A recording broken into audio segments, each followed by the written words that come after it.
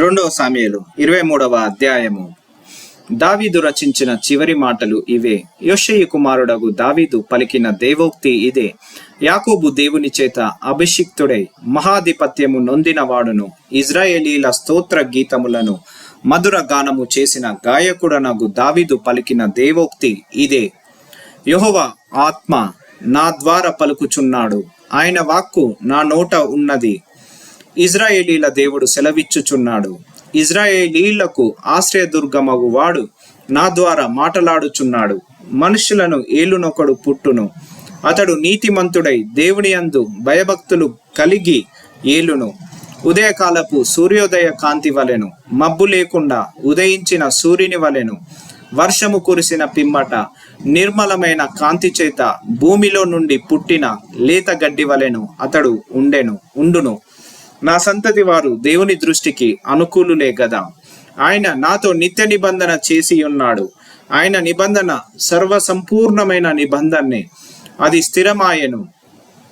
దేవునికి పూర్ణానుకూలము, అది నాకు అనుగ్రహింపబడిన రక్షణార్థమైనది. నిశ్చయముగా ఆయన దానిని నెరవేర్చును. ఒకడు ముండ్లను చేత పట్టుకొనుటకు భయపడినట్లు దుర్మార్గులు విసర్జింపబడుదురు. ముండ్లను పట్టుకొనువాడు ఇనుప పనిముట్టునైనను బల్లెపు కొలనైనను వినియోగించును గదా. మనుషులు వాటిలో దేనిని విడవక అంతయు ఉన్న చోటనే కాల్చివేయుదురు. దావీదు అనుచరులలో బలాఢ్యులెవరనగా మోషే, బెత్షెబెతాను ముఖ్యుడగు తక్మోనీయుడు. అతడు ఒక యుద్ధములో 800 మందిని హతము చేసెను. ఇతని తరువాతి వాడు అహోహీయుడైన దోదో కుమారుడైన ఎలియాజారు. ఇతడు దావీదు 3 బలాఢ్యులలో ఒకడు. యుద్ధమునకు కూడి వచ్చిన ఫిలిస్తీయులు ఇజ్రాయేలీయులను తిరస్కరించి ఢీకొని వచ్చినప్పుడు ఇజ్రాయేలీయులు వెళ్ళిపోగా ఇతడు లేచి చెయ్యి తిమమరిగి కొని కత్తి దానికి అంటుకొని పోవు వరకు ఫిలిస్తీయులను హతము చేయుచూ వచ్చెను.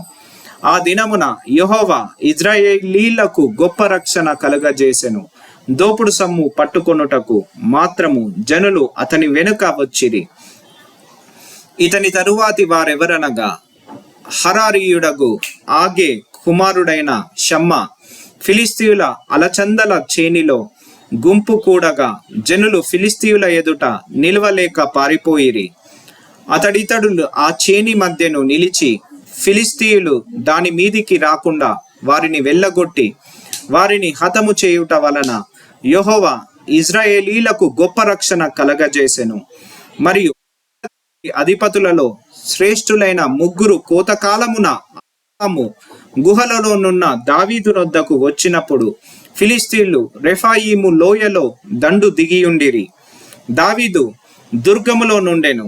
ఫిలిస్తీయుల దండు కావలివారు బెత్లెహేములో ఉండిరి.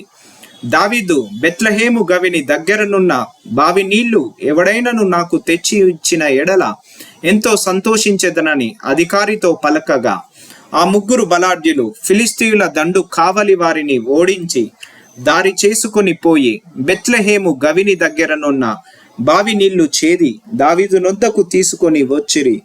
అయితే అతడు ఆ నీళ్లు త్రాగుటకు మనస్సు లేక యెహోవా సన్నిధిని పారబోసి, యెహోవా, నేను ఇవి త్రాగను, ప్రాణమునకు తెగించిపోయి తెచ్చిన వారి చేతి నీళ్లు త్రాగుదునా అని చెప్పి త్రాగనొల్లకుండెను. ఆ 3 బలాఢ్యులు ఈ కార్యములు చేసిరి. సెరూయా కుమారుడును యోవాబు సహోదరుడునైన అభిషై తన అనుచరులలో ముఖ్యుడు.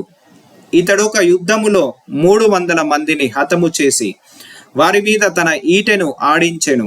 అతడు ఆ 3 పేరు పొందిన వాడు. ఇతడు ఆ 30 మందిలో గనుడై వారికి అధిపతి ఆయెను గాని మొదటి 3 సమానుడు కాకపోయెను. మరియు కబ్సెయేలు ఊరివాడై క్రియల చేత ఘనత నొందిన ఒక పరాక్రమశాలికి పుట్టిన యెహోయాదా కుమారుడైన బెనాయ అనునొకడు ఉండెను. ఇతడు మోయాబీయుల సంబంధులకు ఆ 2 శూరులను హతము చేసెను. మరియు మంచు కాలమున బయలువెడలి బావిలో దాగి ఉన్న ఒక సింహమును చంపివేశెను. ఇంకను అతడు సౌందర్యవంతుడైన ఒక ఐగుప్తుయుణ్ణి చంపెను.